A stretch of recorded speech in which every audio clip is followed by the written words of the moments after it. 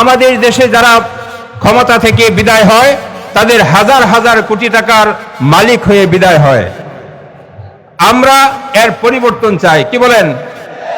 যদি পরিবর্তন চাই, সাহাবায়ে কেরামের আদর্শের সৈনিক আমরা হয়ে থাকি, আজকে থেকে শপথ নিতে হবে, প্রত্যেকটা ঘরে ঘরে পাড়ায় মহল্লায় প্রত্যেককে এই বিষয়টা বুঝাইতে হবে যে আমাদের আগামীর দেশ যদি আমরা সন্ত্রাস মুক্ত করতে চাই, আগামীর দেশ যদি আমরা শান্তি শৃঙ্খলা ফিরে আনতে চাই, ধর্ষণ মুক্ত ক্ষুধা মুক্ত একটা সমাজ যদি আমরা চাই, তাহলে অবশ্যই হাত পাকার পক্ষে অবস্থান নিতে হবে। আল্লাহ তাআলা আমাদের সকলকে হাত পাকার পক্ষে অবস্থান নেওয়ার তৌফিক দান করুন। নরসিংদী ৪ বেলাব মনোহরদী আসন থেকে হাত পাখা প্রতীকের সংসদ সদস্য পদপ্রার্থী বিশিষ্ট আলেমে দ্বীন উপাধ্যক্ষ হযরত মাওলানা সাইফুল্লাহ প্রধান সংক্ষিপ্ত বক্তব্য পেশ করবেন। উপাধ্যক্ষ হযরত মাওলানা সাইফুল্লাহ প্রধান।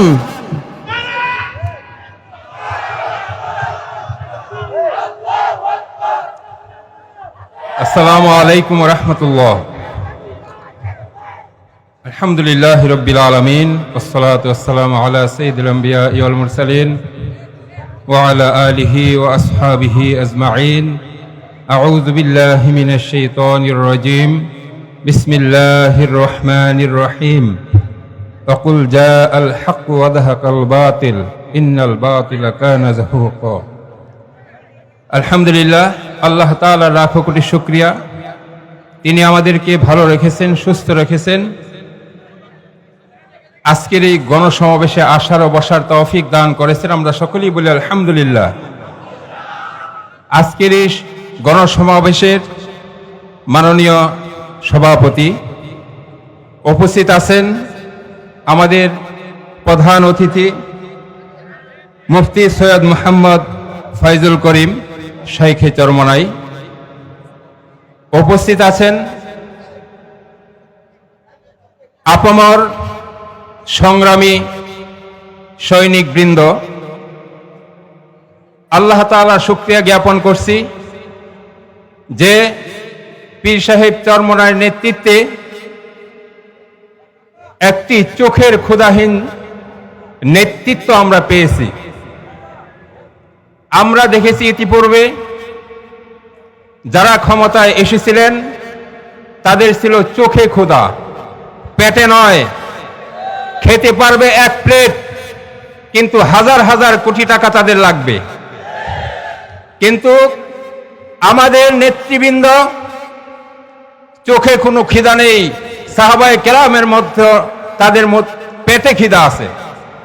সাহাবায়ে কেরাম পেটে খিদা নিয়ে চলতেন, চোখে কোনো খিদা ছিল না।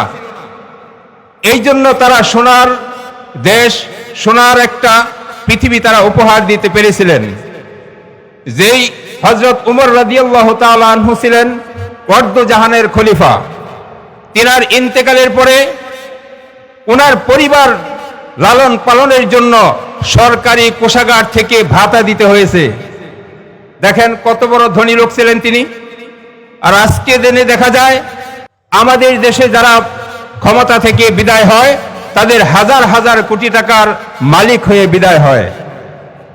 আমরা এর পরিবর্তন চাই, কি বলেন? যদি পরিবর্তন চাই, সাহাবায়ে কেরামের আদর্শের সৈনিক আমরা হয়ে থাকি, আজকে থেকে শপথ নিতে হবে, প্রত্যেকটা ঘরে ঘরে পাড়ায় মহল্লায় প্রত্যেককে এই বিষয়টা বুঝাইতে হবে যে আমাদের আগামীর দেশ যদি আমরা সন্ত্রাস মুক্ত করতে চাই, আগামীর দেশ যদি আমরা শান্তি শৃঙ্খলা ফিরে আনতে চাই, ধর্ষণ মুক্ত ক্ষুধা মুক্ত একটা সমাজ যদি আমরা চাই, তাহলে অবশ্যই হাত পাকার পক্ষে অবস্থান নিতে হবে। আল্লাহ তাআলা আমাদের সকলকে হাত পাকার পক্ষে অবস্থান নেওয়ার তৌফিক দান করুন। আমিন ওয়া আখিরু দাওয়ানা আলহামদুলিল্লাহি রাব্বিল আলামিন।